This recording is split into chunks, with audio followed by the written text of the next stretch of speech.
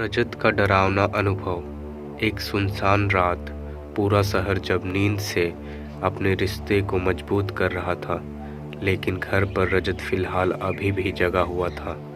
Mobile की screen पर टकटकी लगाए अपने दोहरे चरित्र का प्रदर्शन कर रहा था। एक चरित्र में वो अपनी वो सोच उजागर कर रहा था जिसमें धन हो और उसके इर्द गिर्द लड़कियों का जमावड़ा लगा हो। दूसरी ओर वह डिम्पल से बात कर रहा होता। डिम्पल उसकी गर्लफ्रेंड का नाम था। यह उसकी 12वीं महिला मित्र थी। वह हर एक लड़की के साथ 3-4 महीने का ही वक्त बिताता था। डिम्पल बेहद अमीर परिवार से ताल्लुक़ रखती थी। बाकी लड़कियों की हूबहू रजत ने डिम्पल को भी झूठ के पर्दे में ढक के रखा। उसने डिम्पल के समक्ष अपने माता पिता की वह छवि प्रस्तुत करी जो उन्होंने कभी निभाई ही नहीं थी। कहते हैं ना, किसी की छवि को धूमिल करना बेहद आसान है, बल्कि उनका नाम बनाना कठिन। उस अंधेरी रात में कुछ अनसुनी घटना का भी संबंध जुड़ा था, जिसकी शुरुआत रजत से ही होती है। 12:45 की आखिरी चुक अनुमनन रात एकदम शांत होती है। सभी जीव जंतु रात्रि के स्वप्न लोक में खुद को झोंक चुके होते हैं। रात के इस शांति में सिर्फ घड़ी की टिक टिक ही सुनाई देती है, जो उस रात 12:45 का समय दिखा रही होती है। रजत अभी भी फिलहाल फ़ोन पर व्यस्त है। खिड़की के बाहर चांद की रोशनी आज कुछ धीमी है। ठंड भरी शीतल हवा खिड़की के दरवाजे में बनी पतली सी जगह से हवा गुजरते हुए रजत को महसूस करती है कि कोई उसे छू रही है, अपने कोमल हाथ से उसे अपने और बुला रही है। तभी अचानक रजत के कानों में एक प्रेम से लबरेज आवाज़ आती है, रजत, तुम सिर्फ मेरे हो, मैं तुम्हें खुद से दूर नहीं होने दूंगी। रजत यह सुनकर काफ़ी घबरा गया। उसने डर के मारे अपना फ़ोन बेड पर रखा और खिड़की की तरफ भागा, लेकिन खिड़की से कोई नहीं दिखा।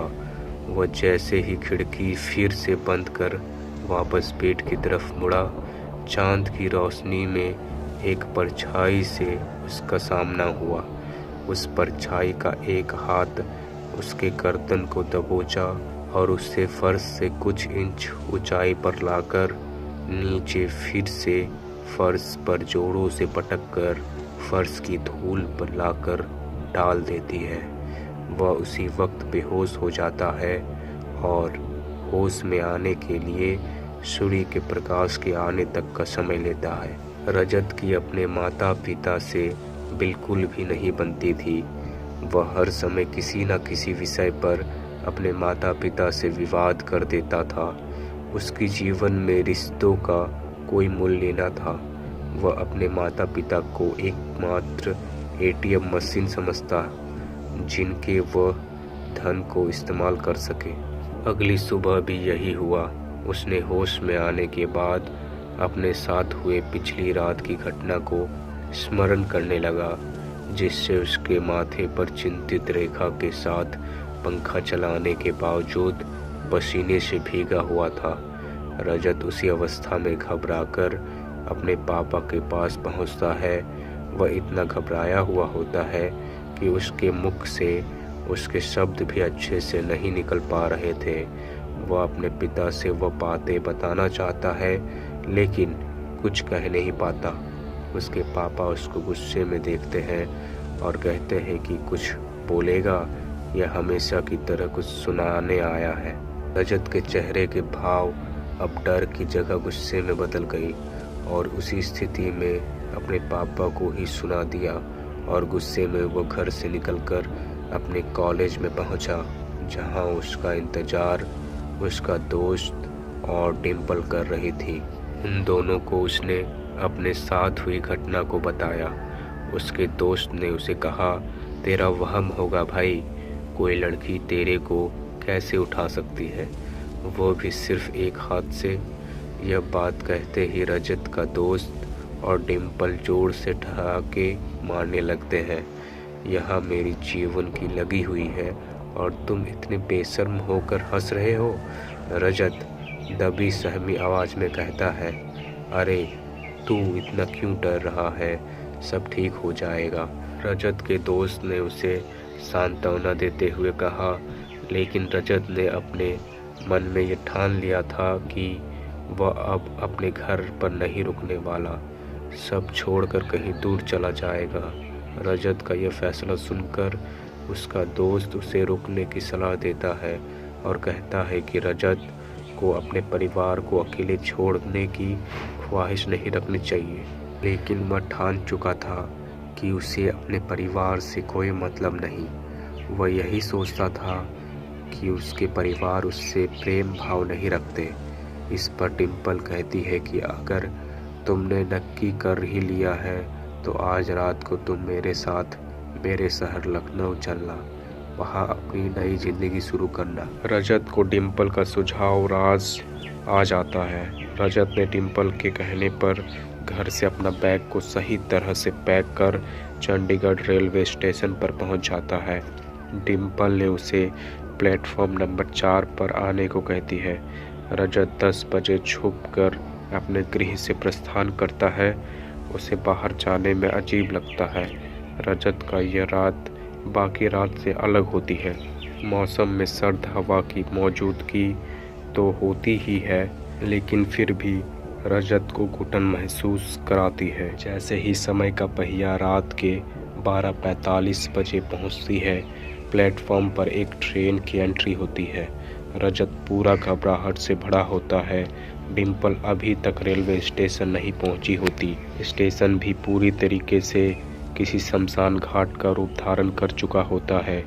रजत को कुछ समझ नहीं आ रहा होता है। डिम्पल का इंतज़ार करते हुए उसने इधर उधर हर दिशा में अपने चच्चू को दौड़ाया, लेकिन डिम्पल कहीं नहीं दिखी। तभी फिर से एक ध्वनि रजत के कानों में गूंजती है, रजत मेरा इंतज़ार कर रहे हो। यह वही आवाज़ थी जिसे रजत ने अपने रूम में सुनी थी। इसमें भी वही भाव की दशक थी। फिर वह आवाज़ एक भयंकर हंसी के वस्त्र पहन लेती है। रजत अपना होश खो चुका होता है। तभी वो आवाज़ ट्रेन का दरवाज़ा खोल उसके सामने आती है। यह कोई अन्य नहीं बल्कि डिम्पल होती है। रजत डिम्पल को देख लंबी सांस लेता है। वह जल्द से उसका हाथ थामे ट्रेन पर बैठ जाता है, लेकिन ट्रेन के भीतर का दृश्य देख वो घबराहट की अवस्था में पहुंच जाता है। ट्रेन में कोई भी अन्य नहीं होता है। रजत डिम्पल के इस बारे में पूछता है तो डिम्पल उसे कहती है कि यह ट्रेन स्पेशल है जो केवल एक ही बार चलती है हफ्ते में। जिस डिब्बे में वह बैठे हैं वह महंगा है, इसलिए कम ही लोग सफ़र करते हैं। रजत डिम्पल की बात मान जाता है। ट्रेन में घुसते ही डिम्पल उसे कहती है कि उसे बाथरूम जाना है, तो रजत अपनी सीट पर बैठे। रजत जैसे जैसे अपनी सीट पर जा रहा होता है, उसे कुछ जानी पहचानी कई लोगों की बात सुनाई देती है, जिससे वह कभी अवगत होता है। उसने वही आवाज़ पहले भी सुनी होती है। उसे लगता है कि वह काफ़ी थक गया है, इसीलिए ट्रेन में आवाज़ आ रही है। वह अपनी सीट पर बैठने के लिए पहुंचता है तो वहां एक लड़की घूंघट ओढ़े जोर से आंसू बहा रही होती है। रजत उस लड़की से पूछता है कि वह क्यों रो रही है, तो जवाब मिलता है कि उस लड़की का किसी ने रेप किया है और उसका आरोपी बाथरूम में गया है। रजत उस लड़की को चेहरा दिखाने के लिए कहता है ताकि वह मरहम पट्टी लगा सके। जैसे ही लड़की घूंघट ऊपर करती है, उसका चेहरा देख रजत चकित रह जाता है। वह अपना बैग ज्यों का त्यों रख बाथरूम की तरफ भागता है और ज़ोर ज़ोर से डिम्पल को पुकारता है। डिम्पल तो नहीं होती, लेकिन उसका बाथरूम में इंतज़ार वही लड़की कर रही होती है। वह अपना होश पूरी तरह से खो चुका होता है। उस लड़की से जान बचाने के लिए वह ट्रेन से कूद जाता है। इसी में उसका जान चली जाती है। आखिर में उसका फ़ोन जो डर के मारे वह ट्रेन की सीट पर भूल जाता है, उस पर एक मैसेज आया होता है जिस पर लिखा होता है, सॉरी जान, मैं तुम्हें बताना भूल गई थी, मेरा अपने शहर जाने का प्रोग्राम कैंसिल हो गया था, दोस्तों के साथ डिस्को में गई थी, होप तुम समझोगे, लव यू।